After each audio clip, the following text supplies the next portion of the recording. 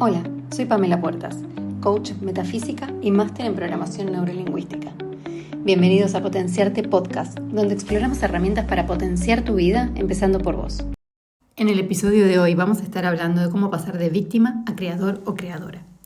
La palabra víctima es una palabra muy significativa para mí porque, aunque hoy ya no me representa, condicionó los primeros 30 años de mi vida. Estuve 30 años creyendo que no había nacido con suerte, que me había tocado una familia donde las desgracias nos perseguían, incendios, muertes, separaciones, enfermedades. Creía profundamente que la película de mi vida era un dramón que no terminaba nunca. Y aunque de alguna manera me sentía especial en algunos sentidos, también me hacía creer profundamente que jamás iba a llegar donde quisiera. Porque lo bueno, porque la vida buena, porque lo que estaba bueno no era para mí.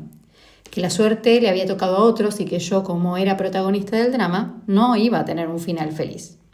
Sentía que de alguna manera todos sabían algo que yo no, como si la vida fuese una fiesta a la que se habían olvidado invitarme. Y yo estaba ahí, colada, pero invisible. Lo loco es que, aunque tuve muchas oportunidades y aunque aparecieron personas hermosas y ofrecieron su ayuda, yo estaba tan enfocada en mi propia miseria que nada de eso tenía sentido ni peso para mí, porque claro, como todo lo demás, iba a terminar mal. Ese es el lugar de la víctima, donde todo lo que pasa está fuera y nada depende de vos, donde te pesa algo porque está todo mal con vos, en vos, por culpa del lugar en donde estás, por la familia que te tocó, por el trabajo que tenés, por la edad que tenés, por ser mujer, por ser hombre. Si tan solo él o ella cambiara, si el contexto fuese otro, si hubiese nacido de otra forma, en otro lugar, en otra familia.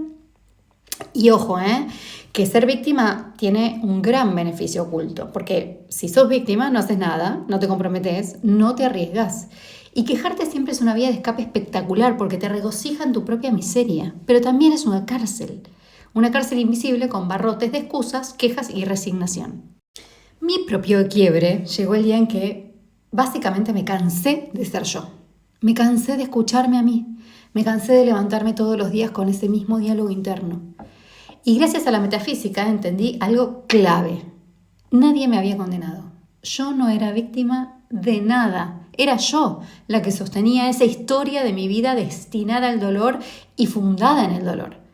Cuando pude mirar esto, cuando pude mirar estos pensamientos en bucle y decirme, basta, yo ya no quiero ser el producto de todo lo que me pasó. Al contrario, quiero capitalizar todo esto para ser quien quiero ser. Ese fue el primer paso. Entonces, la palabra víctima no solo describe a alguien que sufre un daño externo, sino que señala un estado de conciencia. Y acá van algunas claves para identificar si estás en modo víctima. Clave número 1, la víctima vibra en miedo, culpa, carencia, impotencia. Y desde ahí siente que el poder está afuera. Entonces yo todo el tiempo voy a estar sintiendo miedo, resentimiento, que no puedo, que no tengo, y me voy a sentir impotente de las circunstancias o de las personas que me aquejan. Clave número 2 es la desconexión del ser creador.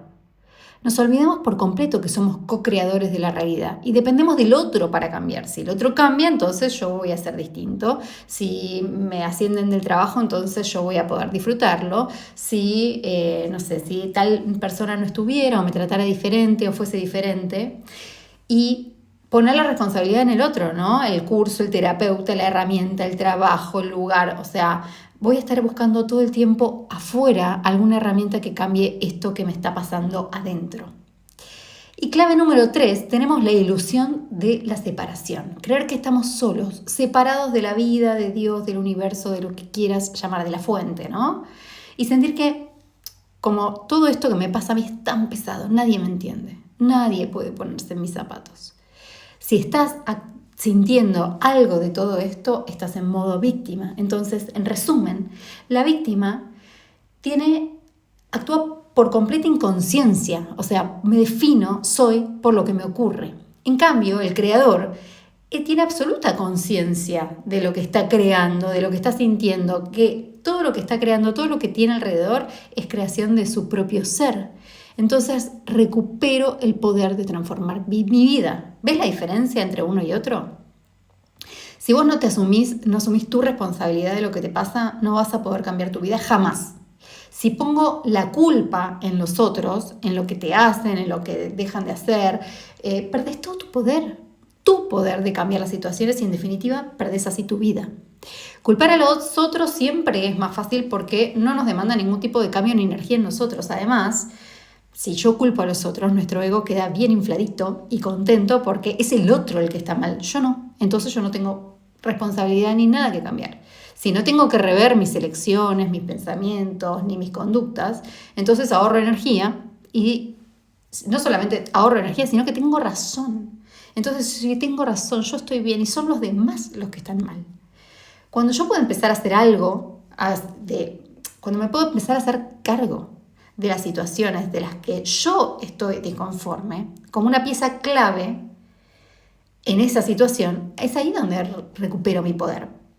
Por ejemplo, si en una relación el otro me trata mal, vos sos la que se sigue quedando. Vos sos una parte fundamental de esa relación, de esa dinámica. Más allá de que tenés que empezar a pensar, en qué partes yo trato mal, a quién trato mal, pero también sos el 50% de esa relación.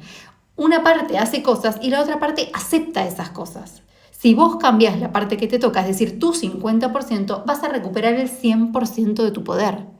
Cuando el otro actúa de cierta forma y vos lo aceptás, entonces perpetúa esa conducta.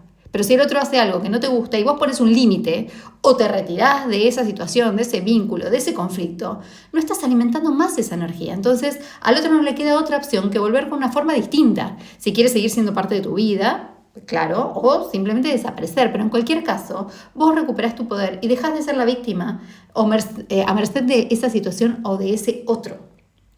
No se trata de que te eches la culpa ni seas él o la culpable de nada, sino que empieces a ver los obstáculos o las cosas que te molestan como una oportunidad de aprendizaje y de cambio, preguntándote, ¿qué puedo aprender de esta situación?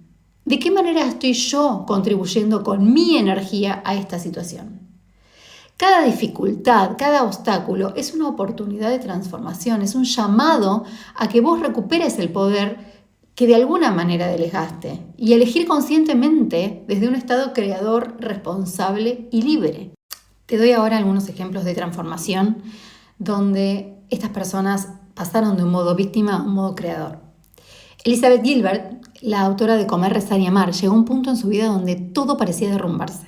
Un matrimonio roto, una crisis emocional profunda y una sensación de haber perdido completamente el rumbo. Y en medio de ese caos tomó la decisión de emprender un viaje interior y exterior. Se fue a Italia, a India e Indonesia y fueron los escenarios de su transformación. Pero lo más importante no fueron los países, sino el proceso. Y fue a través de la meditación, el silencio y la escritura consciente que logró liberarse de los patrones que mantenían atrapada su tristeza y su insatisfacción. Su historia muestra que, aun cuando creemos que todo está perdido, existe la posibilidad de reinventarnos, de escribir una nueva historia para nosotros, desde una nueva narrativa. Viktor Franklin, psiquiatra y sobreviviente del Holocausto, vivió lo impensable, la pérdida de su familia, el hambre, la humillación, la violencia en los campos de concentración nazi. Podría haberse hundido en la desesperación y, sin embargo, descubrió algo que cambiaría para siempre la psicología existencial. Y aunque no podemos elegir lo que nos pasa, siempre podemos elegir la actitud con la que lo vivimos. Para Franklin, encontrar un sentido fue lo que le permitió sobrevivir. Ese sentido se convirtió en su refugio, pero también en la llave para trascender el sufrimiento. Su libro, El hombre en busca del sentido, nos recuerda que incluso en las circunstancias más extremas hay un espacio de libertad interior que nadie nos puede arrebatar. Joanne Rowling, la autora de Harry Potter, comenzó a escribir en uno de los momentos más oscuros de su vida. Era madre soltera, vivía de los subsidios del Estado y apenas podía calentar su pequeño departamento en invierno. En sus propias palabras, tocó fondo, y fue precisamente desde ese fondo que eligió crear. En un café, con una hija pequeña a su lado y un montón de miedos en la cabeza, empezó a dar forma a la historia de un niño mago que cambiaría la literatura juvenil para siempre.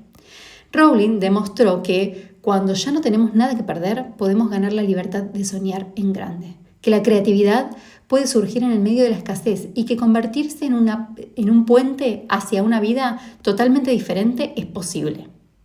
Ellos también estuvieron en el lugar de víctima y eligieron otra cosa. Hay una charla de una persona que admiro mucho, Marta de Baile, y es una charla en donde ella cuenta primero la historia de su vida desde el lugar de víctima, donde vos sentís hasta pena o empatía por ella, ¿no?